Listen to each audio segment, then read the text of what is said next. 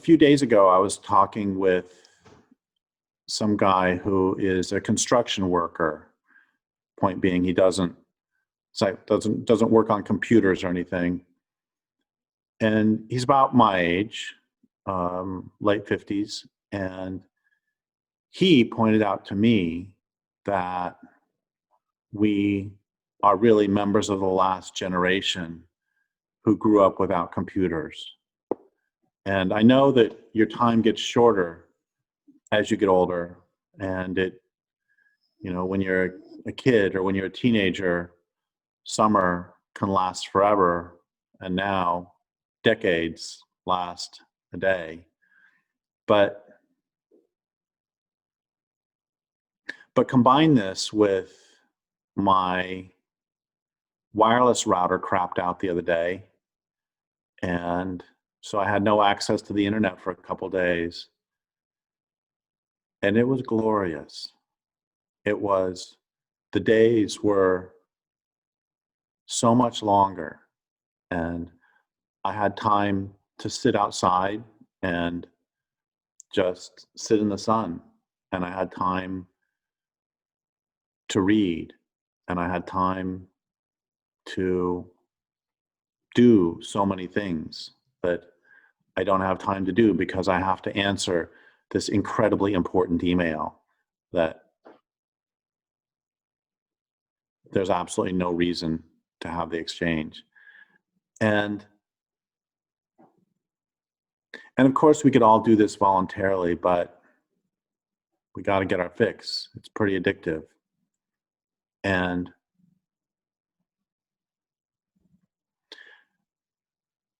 my mom had a pad of notepaper that she got back in the mid 80s, early 90s, somewhere in there, that said, there is a special place in hell for the person who invented answering machines.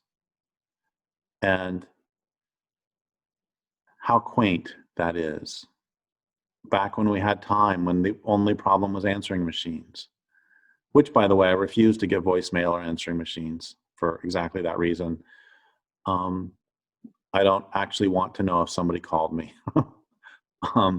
I would prefer not to have to respond. And now it's even worse. I don't have any sort of instant messaging capacity, but it's even worse than emails because the other person actually knows you received it. And with an email, at least you can say, oh, I never got that. I don't know what you're talking about. But with instant message, like, no, I sent it at 7:42 and you saw it at 7:43. And why didn't you respond until 8:16?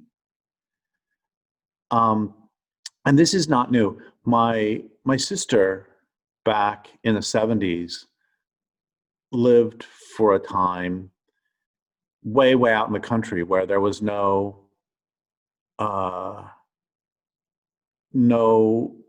telephone. And of course, this is pre-cell phone days, which, can you imagine? Well, I'm going to back up. I'm going to keep going with that story and tell another story and then go to cell phones. It was so interesting. There was a small group of houses with, each one was separated by a mile or so. And it was so interesting how the neighbors worked, that it was not considered rude to just show up at somebody's house because they had no telephones. So they would walk over and say, would you like to come to dinner?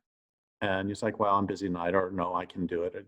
And it was just, it's striking to me because telephones are such an accepted part of our life. And the interesting thing is, I'm going to find this quote. I've always loved this quote by Carl Jung. Our souls, as well as our bodies, are composed of individual elements which were all already present in the ranks of our ancestors.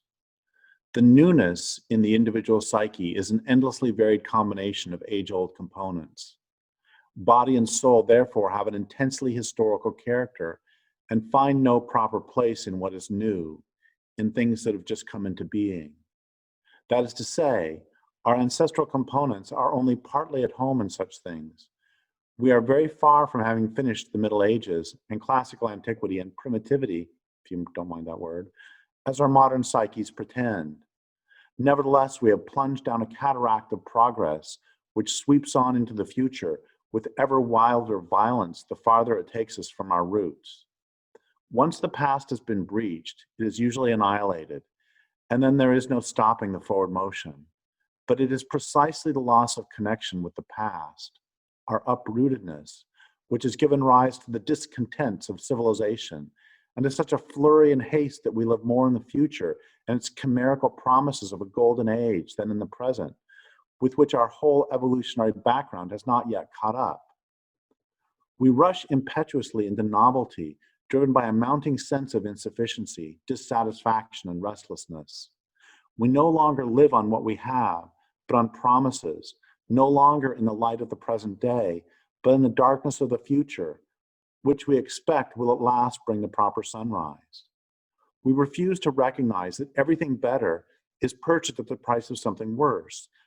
That, for example, in the hope of greater freedom, is canceled out by increased enslavement to the state, not to speak of the terrible perils to which the most brilliant discoveries of science expose us. The less we understand of what our fathers and forefathers, mothers and foremothers sought, the less we understand ourselves, unless we help with all our might to rob the individual of his or her roots and guiding instincts, so that he or she becomes a particle in the mass, ruled only by what Nietzsche called the spirit of gravity. Reforms by advance, that is, by new methods or gadgets, are of course impressive at first, but in the long run they are dubious and in any case dearly paid for.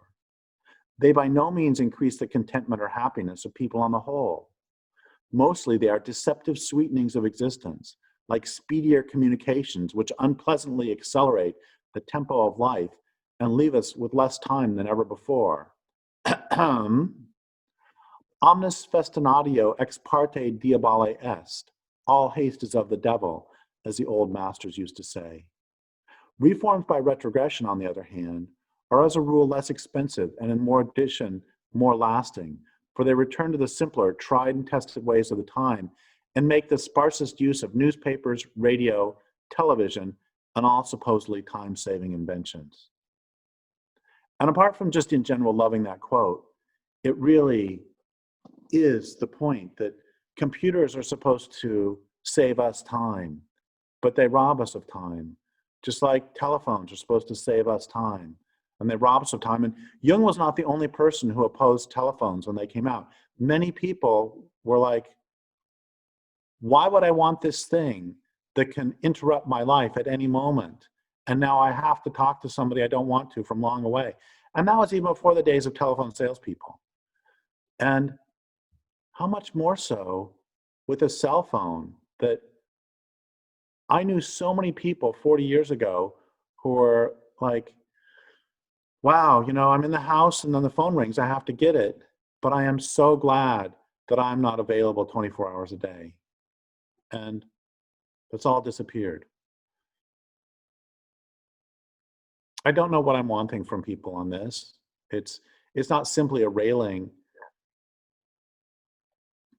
an old man railing against the newfangled technology,